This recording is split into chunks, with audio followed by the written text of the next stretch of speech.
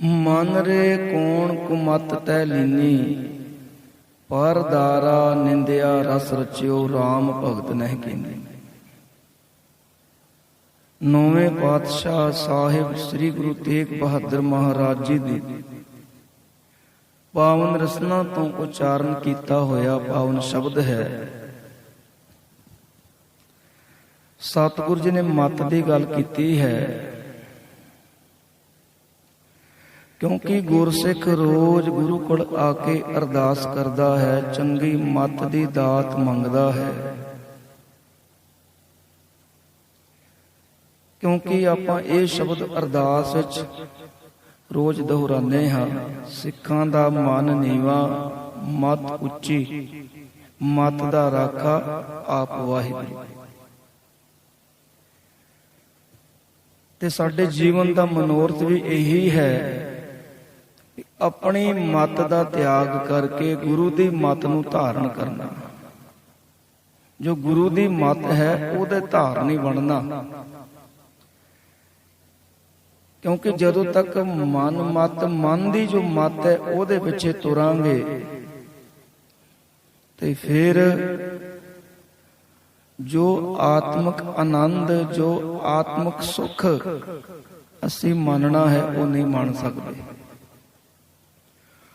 हुण गुरु साहब ने सुचेत किया है सानू, ते माड़े कम्मां तो वरजिया भी है। क्योंकि जे मनुख चंगी मत दा धारनी है, गुरु दी मत दा धारनी है, फिर माड़ा काम मनुख करदा ही नहीं। ना माड़ा बोलेगा, ना माड़ा वेखेगा, ना माड़ा करेगा। क्योंकि गुरु इस गल दी इजाजत नहीं दिंदा भी तू माड़ा कर्म कर। गुरु दा हुक्म है तू शुभ कर्म कर। क्योंकि नबेड़ा तां जाके शुभ कर्मां दा ही होना है। उत्थे तक कर्म वाचे जाने ने जिस तरह दे असीं कर्म करके जावांगे। शुभ अमला वाजो दोनों रोई, कर्म चंगे होने चाहिए। हुण साहिब श्री गुरु तेग बहादुर महाराज जी ने समझाउणा कीता है, मन रे कौन कुमत तै लीनी। ऐ मेरे मन, तू केड़ी मत नूं धारण कर लिया है, तू भैड़ी मत नूं धारण कर लिया है, जिस करके पर दारा निंदिया रस रचियो, राम भगत ने कीनी। तू पराया धन वेख रहा है, पराया रूप वेख रहा है। जो रस तेनों परमात्मा दी बाणी विचों आउणा चाहिदा सी, नाम विचों आउणा चाहिदा सी, नाम जप के वो तैनूं निंदिया करके आ रहा है। पर दारा, पर तो भावे दूजा, निंदिया रस रचियो। निंदिया माड़ी है। गुरु साहब ने सानू बार बार समझाया, भाई निंदिया चुगली किसे दी जिन्नी करनी माड़ी है उन्नी सुननी भी माड़ी है। ते अखीर ते निंदिया चुगली करन वाले दा जिहड़ा हाल है वो माड़ा ही हुंदा है। क्योंकि वचन हुंदा है, चुगल निंदक भुखे रल हुए। निंदिया करन वाले, चुगली करन वाले, इन्हां दा जिहड़ा हाल है अखीर ते माड़ा हुंदा है। भी जिहड़ा रस भाई तैनूं नाम जप के बाणी विचों आउणा चाहिदा सी, वो तैनूं पराया धन वेख के, पराया रूप वेख के, पराई निंदिया करके तू रस माण रहा है। राम भगत ने कीनी। राम तो भावे वाहिगुरू, ते वाहिगुरू दी तू भगती नहीं कर रहा, भजन बंदगी बिल्कुल नहीं कर रहा। क्योंकि भगती करके, भजन बंदगी करके तू रस लेना सी, वो रस भाई तू लिया नहीं। क्योंकि ऐ मन, तू कुमत भैड़ी मत नूं धारण कर लिया। रहाओ मुकत पंथ जान्यो तै नाहिन, धन जोरन को धाया। पंथ तो भावै रस्ता। जिस रस्ते ते तुरिया तेनू प्रभु दा मिलाप प्राप्त होना सी, वाहिगुरू दे चरनां विच तेनू थां मिलनी सी, वाहिगुरू दे नाल तू अभेद होना सी। भाई उस रस्ते नूं तू जानन दा यतन ही नहीं कीता। ਕਿਉਂਕਿ ਦੋ ਹੀ ਰਸਤੇ ਨੇ ਸਾਡੇ ਕੋਲ, ਸੇਵਾ ਅਤੇ ਸਿਮਰਨ। ਸੇਵਾ ਕਰਕੇ, ਸਿਮਰਨ ਕਰਕੇ ਅਸੀਂ ਵਾਹਿਗੁਰੂ ਦੇ ਨਾਲ ਮਿਲ ਸਕਦੇ ਹਾਂ, ਵਾਹਿਗੁਰੂ ਦੇ ਨਾਲ ਸਾਡਾ ਮਿਲਾਪ ਹੋ ਸਕਦਾ ਹੈ। ਦੋ ਹੀ ਰਸਤੇ ਨੇ, ਇੱਕ ਸੇਵਾ, ਦੂਜਾ ਸਿਮਰਨ। ਦੋਨੋਂ ਹੀ ਰਸਤਿਆਂ ਨੂੰ ਤੂੰ ਅਖਤਿਆਰ ਨਹੀਂ ਕੀਤਾ ਤੇ ਰਸਤਾ ਕਿਹੜਾ ਫੜ ਲਿਆ? ਧਨ ਜੋਰਨ ਕੋ ਧਾਇਆ, ਵੀ ਮਾਇਆ ਇਕੱਤਰ ਕਰਨ ਵਿੱਚ ਸਾਰੇ ਜ਼ੋਰ ਲਾ ਦਿੱਤਾ ਭਾਈ, ਵੀ ਧਨ ਜੋੜ ਲਵਾਂ। ਵੀ ਤੈਨੂੰ ਉੱਠਦਿਆਂ ਬਹਿੰਦਿਆਂ ਜਿੱਥੇ ਮਾਲਕ ਯਾਦ ਆਉਣਾ ਚਾਹੀਦਾ ਸੀ, ਵਾਹਿਗੁਰੂ ਦਾ ਨਾਮ ਯਾਦ ਆਉਣਾ ਚਾਹੀਦਾ ਸੀ ਭਾਈ, ਹੁਣ ਤੈਨੂੰ ਉੱਠਦਿਆਂ ਬਹਿੰਦਿਆਂ ਭਾਈ ਮਾਇਆ ਯਾਦ ਆਉਂਦੀ ਹੈ। ਮਾਇਆ ਦਾ ਹਿਸਾਬ ਕਿਤਾਬ ਕਰਦਾ ਤੂੰ ਰਾਤ ਨੂੰ ਸੋ ਜਾਂਦਾ ਤੇ ਸਵੇਰੇ ਉੱਠ ਕੇ ਫਿਰ ਮਾਇਆ ਦਾ ਹਿਸਾਬ ਕਿਤਾਬ। ਧਨ ਜੋੜਨ ਕੋ ਧਾਇਆ, ਵੀ ਕਿਸੇ ਵੀ ਤਰੀਕੇ ਦੇ ਨਾਲ ਮੈਂ ਧਨ ਜੋੜ ਲਵਾਂ। ਇਹ ਤੇਰਾ ਲਾਲਚ ਭਾਈ ਵੱਧਦਾ ਹੀ ਜਾ ਰਿਹਾ ਹੈ ਤੇ ਹੈ ਵੀ ਸੱਚਾਈ ਹੈ। ਮਨੁੱਖ ਪਹਿਲਾਂ ਆਪਣੇ ਲਈ ਧਨ ਜੋੜਦਾ ਹੈ, ਫਿਰ ਆਪਣੇ ਬੱਚਿਆਂ ਲਈ ਵੀ ਉਹਨਾਂ ਨੂੰ ਕਾਮਯਾਬ ਕਰਨਾ ਹੈ। ਉਹਦੇ ਤੋਂ ਬਾਅਦ ਵੀ ਆਖਦੇ ਨੇ ਇਹਦਾ ਲਾਲਚ ਨਹੀਂ ਖਤਮ ਹੁੰਦਾ, ਫੇਰ ਹੁੰਦਾ ਵੀ ਮੇਰੇ ਪੁੱਤਰ ਪੋਤਰੇ ਨੇ ਭਾਈ, ਉਹਨਾਂ ਨੂੰ ਵੀ ਮੈਂ ਕਾਮਯਾਬ ਕਰ ਜਾ। ਕਹਿਣ ਤੋਂ ਭਾਵ ਮਨੁੱਖ ਜਦੋਂ ਤੱਕ ਜਿਉਂਦਾ ਰਹਿੰਦਾ ਸੰਸਾਰ ਤੇ, ਮਾਇਆ ਪ੍ਰਤੀ ਦੀ ਜਿਹੜੀ ਖਿੱਚ ਹੈ ਉਹ ਘਟਦੀ ਨਹੀਂ, ਦਿਨੋਂ ਦਿਨ ਵੱਧਦੀ ਜਾਂਦੀ ਹੈ। ਤੇ ਅਖੀਰ ਤੇ ਗੁਰੂ ਸਾਹਿਬ ਆਖਦੇ ਨੇ ਇੱਕ ਗੱਲ ਯਾਦ ਰੱਖ ਭਾਈ, ਜਿੰਨਾ ਖਾਤਰ ਤੂੰ ਮਾਲਕ ਪ੍ਰਭੂ ਨੂੰ ਭੁਲਾਇਆ ਹੋਇਆ ਹੈ, ਭਗਤੀ ਨਹੀਂ ਕਰ ਰਿਹਾ, ਅੰਤ ਸੰਗ ਕਾਹੂ ਨਹੀਂ ਦੀਨਾ, ਬਿਰਥਾ ਆਪ ਬੰਧਾਇਆ। ਐਵੇਂ ਤੂੰ ਆਪਣੇ ਗਲ ਕਿਉਂ ਜੰਜਾਲ ਪਾ ਲਿਆ ਭਾਈ? ਤੂੰ ਕਿਉਂ ਐਵੇਂ ਮਾਰ ਸਹੇੜੇਗਾ ਜਾ ਕੇ? ਕਿਉਂਕਿ ਇਹ ਤੈਨੂੰ ਪਤਾ ਹੋਣਾ ਚਾਹੀਦਾ ਵੀ ਕਿਸੇ ਨੇ ਵੀ ਤੇਰਾ ਸਾਥ ਨਹੀਂ ਦੇਣਾ। ਮਾੜੇ ਕੰਮ ਤੂੰ ਕਰੇਗਾ ਭਾਈ, ਸਜ਼ਾ ਵੀ ਤੈਨੂੰ ਹੀ ਭੁਗਤਣੀ ਪੈਣੀ ਹੈ, ਕਿਸੇ ਨੇ ਤੇਰਾ ਸਾਥ ਨਹੀਂ ਦੇਣਾ। ਫਿਰ ਮਾੜੇ ਕੰਮ ਕਿਉਂ ਕਰ ਰਹੇ ਹੈ? ਕਿਉਂ ਸਜ਼ਾ ਦਾ ਅਧਿਕਾਰੀ ਬਣ ਰਹੇ ਹੈ? ਇਹ ਸਚਾਈ ਹੈ ਵੀ ਜਿਹੜੇ ਅਸੀਂ ਕਰਮ ਕਰਦੇ ਆ ਨਾ, ਇਹ ਬੀਜ ਨੇ, ਤੇ ਜਿਹੜਾ ਬੀਜ ਬੀਜਿਆ ਗਿਆ ਉਹਨੇ ਉਗਣਾ ਹੈ। ਦੁਨਿਆਵੀ ਤੌਰ ਤੇ ਕੋਈ ਫਸਲ ਦਾ ਬੀਜ ਬੀਜਿਆ, ਉਹ ਭਾਵੇਂ ਉਗੇ ਨਾ ਉਗੇ, ਪਰ ਜੋ ਅਸੀਂ ਕਰਮਾਂ ਰੂਪੀ ਬੀਜ ਬੀਜਦੇ ਆ ਨਾ, ਇਹ ਬਿਲਕੁਲ ਇਹਨੇ ਉਗਣਾ ਹੀ ਉਗਣਾ ਭਾਈ, ਇਹਨੂੰ ਫਲ ਲੱਗਣਾ ਹੀ ਲੱਗਣਾ ਹੈ।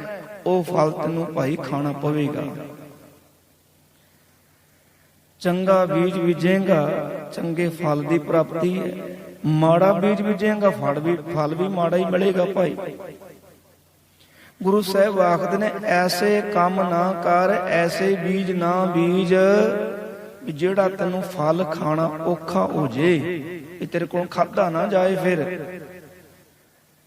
ਕਿਉਂਕਿ ਇਹ ਯਾਦ ਰੱਖ, ਅੰਤ ਸੰਗ ਕਾਹੂ ਨਹੀਂ ਦੀਨਾ, ਬਿਰਥਾ ਆਪ ਬੰਧਾਇਆ। ਕਿਉਂ ਤੂੰ ਸਜ਼ਾ ਦਾ ਅਧਿਕਾਰੀ ਬਣ ਰਿਹਾ ਭਾਈ? ਗੁਰੂ ਦੀ ਮੱਤ ਨੂੰ ਧਾਰਨ ਕਰ। ਨਾ ਹਰ ਭਜਿਓ, ਨਾ ਗੁਰ ਜਨ ਸੇਵਿਓ, ਨਾ ਉਪਜਿਓ ਕਛ ਗਿਆਨ। ਨਾ ਤਾਂ ਹਰੀ ਪ੍ਰਮਾਤਮਾ ਦੀ ਸਿਫਤ ਸਲਾਹ ਕੀਤੀ ਹੈ, ਨਾ ਗੁਰੂ ਦੇ ਉਪਦੇਸ਼ ਦਾ ਭਾਈ ਤੂੰ ਧਾਰਨੀ ਬਣਿਆ। ਜੋ ਗੁਰੂ ਨੇ ਤੈਨੂੰ ਰਸਤਾ ਦੱਸਿਆ, ਉਸ ਰਸਤੇ ਤੇ ਤੂੰ ਤੁਰਨ ਦਾ ਯਤਨ ਨਹੀਂ ਕੀਤਾ। ਗੁਰੂ ਨੇ ਜੋ ਤੈਨੂੰ ਜੁਗਤੀ ਦੱਸੀ ਸੀ ਪ੍ਰਭੂ ਦੇ ਨਾਲ ਮਿਲਾਪ ਦੀ, ਉਸ ਜੁਗਤੀ ਨੂੰ ਤੂੰ ਅਪਣਾਇਆ ਨਹੀਂ। ਉਪਜਿਓ ਨਹਿ ਉਪਜਿਓ ਕਛ ਗਿਆਨਾ, ਤੇ ਨਾ ਹੀ ਤੇਰੇ ਅੰਦਰ ਭਾਈ ਗਿਆਨ ਪੈਦਾ ਹੋਇਆ। ਕਿਉਂਕਿ ਗਿਆਨ ਪੈਦਾ ਹੋਣਾ ਹੈ ਜਦੋਂ ਆਪਾਂ ਬਾਣੀ ਨੂੰ ਵਿਚਾਰ ਕੇ ਪੜਾਂਗੇ, ਬਾਣੀ ਨੂੰ ਵਿਚਾਰ ਕੇ ਸੁਣਾਂਗੇ।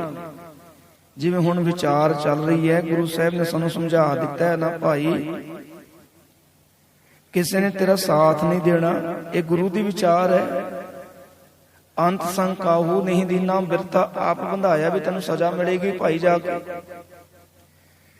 ਇਹ ਗਿਆਨ ਤਾਈਓ ਮਿਲਿਆ ਸੀ ਗੁਰੂ ਦੇ ਸ਼ਬਦ ਨੂੰ ਵਿਚਾਰ ਰਹੇ ਆ, ਗੁਰੂ ਦੀ ਵਿਚਾਰ ਨੂੰ ਸੁਣ ਰਹੇ ਆ ਭਾਈ। ਨਾ ਤੂੰ ਹਰੀ ਪ੍ਰਮਾਤਮਾ ਦੀ ਬੰਦਗੀ ਕੀਤੀ, ਨਾ ਗੁਰੂ ਦੇ ਉਪਦੇਸ਼ ਦਾ ਤੂੰ ਧਾਰਨੀ ਬਣਿਆ, ਗੁਰੂ ਦੇ ਹੁਕਮ ਤੇ ਤੂੰ ਚੱਲਣ ਦਾ ਯਤਨ ਨਹੀਂ ਕੀਤਾ, ਤੇ ਤੇਰੇ ਅੰਦਰ ਅਗਿਆਨਤਾ ਦਾ ਹਨੇਰਾ ਪਸਰਿਆ ਰਿਹਾ। ਗਿਆਨ ਰੂਪੀ ਦੀਵਾ ਤੇਰੇ ਅੰਦਰ ਜਗਿਆ ਨਹੀਂ ਭਾਈ। ਤੂੰ ਭੁਲੇਖੇ ਵਿੱਚ ਹੀ ਤੁਰਿਆ ਰਿਹਾ ਵੀ ਜਿਹੜੇ ਦੁਨਿਆਵੀ ਪਦਾਰਥ ਨੇ ਇਹਨਾਂ ਨੇ ਮੇਰਾ ਸਾਥ ਦੇਣਾ ਹੈ। ਘਟ ਹੀ ਮਾਹੇ ਨਿਰੰਜਨ ਤੇਰੇ ਤੈ ਖੋਜਤ ਉਦਿਆਨਾ। ਤੇਰੀ ਤਾਂ ਹਾਲਤ ਐਸੀ ਹੋ ਗਈ ਹੈ ਭਾਈ, ਘਟ ਤੋਂ ਭਾਵੈ ਹਿਰਦਾ, ਨਿਰੰਜਨ ਤੋਂ ਭਾਵੈ ਅਕਾਲ ਪੁਰਖ ਵਾਹਿਗੁਰੂ। ਦੋ ਸ਼ਬਦਾਂ ਤੋਂ ਬਣਿਆ ਨਿਰ ਅੰਜਨ। ਅੰਜਨ ਤੋਂ ਭਾਵੈ ਸੁਰਮਾ, ਜੋ ਅੱਖਾਂ ਵਿੱਚ ਪਾਇਆ ਜਾਂਦਾ ਹੈ। ਵੀ ਪਰਿਪੂਰਨ ਪਰਮਾਤਮਾ ਜੋ ਕਾਲਖ ਤੋਂ ਰਹਿਤ ਹੈ, ਜਿਹਦੇ ਸੰਸਾਰਕ ਮੋਹ ਮਾਇਆ ਦਾ ਪ੍ਰਭਾਵ ਨਹੀਂ, ਕਾਲ ਦਾ ਪ੍ਰਭਾਵ ਨਹੀਂ, ਉਹ ਵਾਹਿਗੁਰੂ ਤੇਰੇ ਹਿਰਦੇ ਦੇ ਅੰਦਰ ਸੀ ਤੇ ਤੂੰ ਬਾਹਰ ਜੰਗਲਾਂ ਵਿੱਚ ਲੱਭਣ ਦਾ ਯਤਨ ਕਰਦਾ ਰਿਹਾ। ਘਟ ਹੀ ਮਾਹੇ ਨਿਰੰਜਨ ਤੇਰੇ ਅੰਦਰ ਹੀ ਸੀ, ਤੈ ਖੋਜਤ ਉਦਿਆਨਾ, ਤੂੰ ਬਾਹਰ ਲੱਭ ਰਿਹਾ ਜਾ ਕੇ। ਹੁਣ ਇਹ ਗੱਲ ਸਮਝਣ ਵਾਲੀ ਹੈ ਤੇ ਨਾਲ ਸੁਚੇਤ ਹੋਣ ਦੀ ਵੀ ਲੋੜ ਹੈ ਵੀ ਭਾਈ ਪਰਮਾਤਮਾ ਜੇ ਤੇਰੇ ਅੰਦਰ ਹੈ ਨਾ, ਹਰ ਵਕਤ ਤੈਨੂੰ ਵੇਖ ਵੀ ਰਿਹਾ ਹੈ, ਹਰ ਵਕਤ ਤੂੰ ਉਹਦੀ ਨਿਗਰਾਨੀ ਵਿੱਚ ਹੈ। ਭਾਈ ਜੇ ਮਾੜੇ ਕਰਮ ਕਰੇਗਾ ਉਹ ਵੀ ਭਾਈ ਤੇਰਾ ਉੱਥੇ ਲਿਖਿਆ ਜਾ ਰਿਹਾ ਹੈ, ਚੰਗੇ ਕਰਮ ਕਰੇਗਾ ਇਹ ਵੀ ਤੇਰਾ ਲੇਖਾ ਲਿਖਿਆ ਜਾ ਰਿਹਾ ਹੈ। ਕਿਉਂਕਿ ਵਾਹਿਗੁਰੂ ਤੇਰੇ ਤੋਂ ਦੂਰ ਨਹੀਂ, ਵਾਹਿਗੁਰੂ ਤੇਰੇ ਨਾਲ ਹੀ ਹੈ। ਤੇ ਤੂੰ ਬਾਹਰ ਪਰਮਾਤਮਾ ਨੂੰ ਲੱਭਣ ਦਾ ਯਤਨ ਨਾ ਕਰ, ਸ਼ਬਦ ਦੀ ਕਮਾਈ ਕਰ, ਸ਼ਬਦ ਨੂੰ ਖੋਜ, ਆਪਣੇ ਹਿਰਦੇ ਨੂੰ ਖੋਜਣਾ ਕਰ। ਜਦੋਂ ਸ਼ਬਦ ਦੀ ਕਮਾਈ ਕਰੇਗਾ, ਸ਼ਬਦ ਨੂੰ ਖੋਜੇਗਾ, ਫਿਰ ਤੈਨੂੰ ਆਪਣੇ ਅੰਦਰੋਂ ਹੀ ਪਰਮਾਤਮਾ ਦੀ ਝਲਕ ਨਜ਼ਰ ਆਵੇਗੀ। ਬਹੁਤ ਜਨਮ ਭਰਮਤ ਤੈ ਹਾਰਿਓ, ਅਸਥਿਰ ਮਤ ਨਹੀਂ ਪਾਈ। ਵੀ ਹੁਣ ਤਾਂ ਤੂੰ ਚੰਗੀ ਮਤ ਦਾ ਧਾਰਨੀ ਬਣ ਜਾ, ਹਜੇ ਤੱਕ ਤੂੰ ਗੁਰੂ ਦੀ ਮਤ ਦਾ ਧਾਰਨੀ ਨਹੀਂ ਬਣਿਆ। ਇਹ ਜਿਹੜਾ ਤੈਨੂੰ ਮਨੁੱਖਾ ਸਰੀਰ ਮਿਲਿਆ ਇਹ ਸੌਖਾ ਨਹੀਂ ਮਿਲਿਆ। ਬਹੁਤ ਜਨਮ ਲਏ ਤੂੰ, ਕਈ ਜੂਨੀਆਂ ਵਿੱਚ, 84 ਲੱਖ ਜੂਨਾਂ ਵਿੱਚੋਂ ਲੰਘ ਕੇ ਆਇਆ। ਬਹੁਤ ਜਨਮ ਭਰਮਤ ਤੈ ਹਾਰਿਓ, ਵੀ ਬਾਰ ਬਾਰ ਤੈਨੂੰ ਜੰਮਣਾ ਪਿਆ, ਬਾਰ ਬਾਰ ਮਰਨਾ ਪਿਆ। ਹਾਰ ਥੱਕ ਕੇ ਚੰਗੇ ਕਰਮਾਂ ਦੇ ਬਦੌਲਤ ਤੈਨੂੰ ਮਨੁੱਖਾ ਸਰੀਰ ਮਿਲਿਆ, ਮਨੁੱਖਾ ਜਨਮ ਮਿਲਿਆ। ਹੁਣ ਤਾਂ ਭਾਈ ਆਖਦੇ ਚੰਗੀ ਮਤ ਦਾ ਧਾਰਨੀ ਬਣ ਜਾ। ਹਜੇ ਵੀ ਤੂੰ ਚੰਗੀ ਮਤ ਨੂੰ ਧਾਰਨ ਨਹੀਂ ਕੀਤਾ, ਗੁਰੂ ਦੀ ਮਤ ਦਾ ਤੂੰ ਧਾਰਨੀ ਨਹੀਂ ਬਣਿਆ। ਮਾਨਸ ਦੇਹ ਪਾਏ ਪਦ ਹਰ ਭਜ, ਨਾਨਕ ਬਾਤ ਬਤਾਈ। ਹੁਣ ਗੁਰੂ ਸਾਹਿਬ ਆਖਦੇ ਨੇ ਮੈਂ ਇੱਕ ਬਾਤ ਤੁਹਾਨੂੰ ਦੱਸਣ ਲੱਗਾ, ਇੱਕ ਗੱਲ ਗੁਰੂ ਸਾਹਿਬ ਨੇ ਸਾਨੂੰ ਸਮਝਾਈ ਹੈ ਵੀ ਤੁਹਾਨੂੰ ਇੱਕ ਗੱਲ ਇਹ ਗੁਰਸਿੱਖੋ ਮੈਂ ਸਮਝਾਉਣ ਲੱਗਾ। ਕੀ ਗੱਲ? ਮਾਨਸ ਦੇਹ ਪਾਏ, ਵੀ ਜਿਹੜਾ ਮਨੁੱਖਾ ਸਰੀਰ ਮਿਲਿਆ, ਦੇਹ ਤੋਂ ਭਾਵ ਸਰੀਰ, ਮਨੁੱਖਾ ਸਰੀਰ ਪ੍ਰਾਪਤ ਕਰਕੇ ਪਦ ਹਰ ਭਜ, ਹਰੀ ਪਰਮਾਤਮਾ ਦਾ ਸਿਮਰਨ ਕਰ। ਦੇਖੋ ਇਹ ਗੱਲ ਸਾਨੂੰ ਸਮਝਾ ਦਿੱਤੀ ਹੈ ਵੀ ਮਨੁੱਖਾ ਸਰੀਰ ਮਿਲਿਆ ਕਾਹਦੇ ਵਾਸਤੇ ਮਿਲਿਆ। ਗੁਰੂ ਸਾਹਿਬ ਆਖਦੇ ਨੇ ਗੁਰਸਿੱਖਾ ਤੈਨੂੰ ਇੱਕ ਗੱਲ ਦੱਸਾਂ,